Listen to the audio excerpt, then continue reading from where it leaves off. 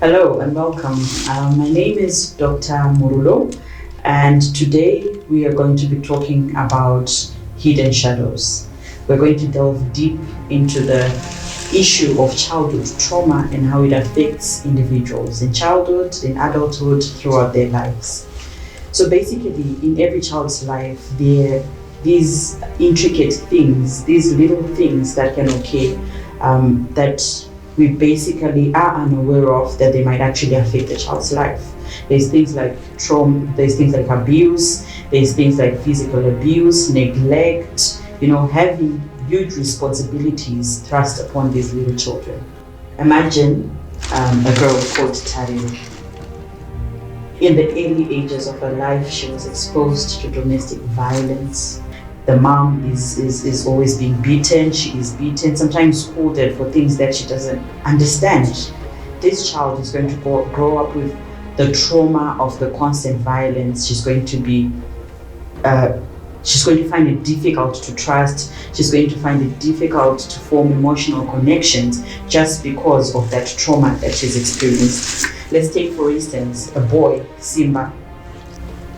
Simba was thrust with responsibilities at an early age. He had to take care of his siblings, look for a job, start working.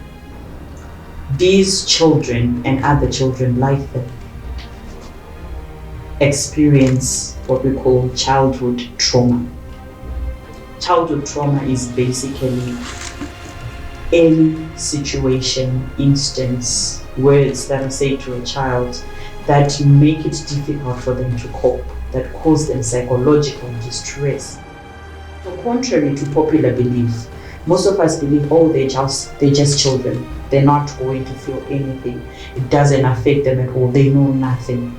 But guess what? This child also has emotions. These children also have feelings. These children are also going to grow up to be adults with all this weight upon their shoulders.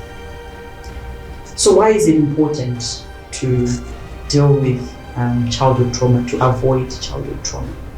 It's because it colors the present in the child's life, and it also has a huge impact on their future.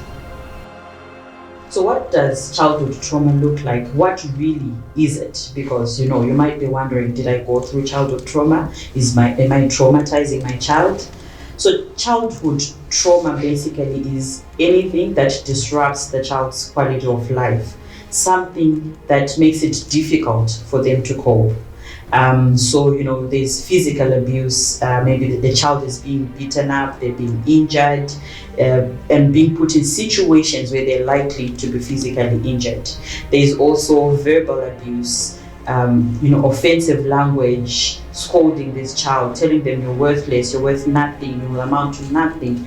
That is all verbal abuse, which can also count as psychological and emotional abuse. There is also neglect, not providing the basic needs for this child. They don't have food, they don't have shelter, they don't have clothing, they are not well watched over, they're not taken care of. There's also getting huge responsibilities on these children, like the example of Simba I spoke about earlier on, who now has this responsibility of the whole family when they're just a child and they're supposed to also be taken care of. That also counts as abuse. There's a whole lot of examples, a whole list of examples of what childhood trauma is. But the ultimate thing is most of us have at some point experienced some of these traumas. And as we would have it, once someone experiences these traumas, they're likely to affect them in childhood, as I alluded to earlier on. But the bigger picture is when they grow to be an adult, they're still going to carry these emotions. So what happens with our mind is we can look at it as a compartmentalized system, whereby we've got the things that we're always in constant communication with, which is our conscious, the now. And we've got the subconscious. You're not in constant communication with it. It's not constantly being seen, but it harbors most of these experiences. from when you were a baby, from when you were breastfeeding, from when you were calling out for your mom and she was responding or not responding, from when you were being neglected and being given these nasty comments. The subconscious carries all of it and it influences your conscious in a way. When the child is going through all these traumas, they store them in the subconscious, number one. But secondly, the most important is the brain chemistry is also affected by these things. So the constant exposure to the stress response and the stress hormones is definitely going to change the neurobiology of the brain and definitely going to heighten the stress response. So that's why most of these adults who've been exposed to trauma are going to have things like anxiety disorders. They're going to have post-traumatic stress disorders. They are likely to also have things like depression, to use substance use disorders, alcohol use disorders, drugs, and all of these other things. That is because the brain has been affected. Someone might say, what if they don't get mental illness? They're still going to get other psychological issues as a result of the trauma that they experienced. So it is paramount, it is important to safeguard wherever we can our children, to safeguard their psychological well-being. Yes, they're children, but they're going to be the adults of tomorrow. How do we safeguard this?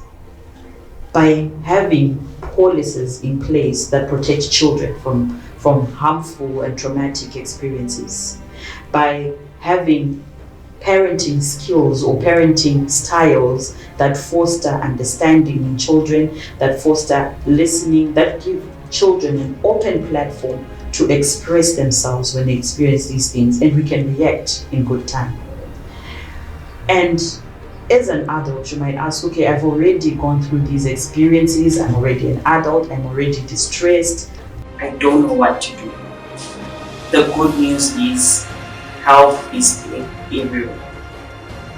In social network, at church, homes, professional circles, and also there's professional mental health personnel ready to help. So your social network will help with social support, get people to speak to bounce off the distress, basically to be able to say out, to speak out the things that are distressing you.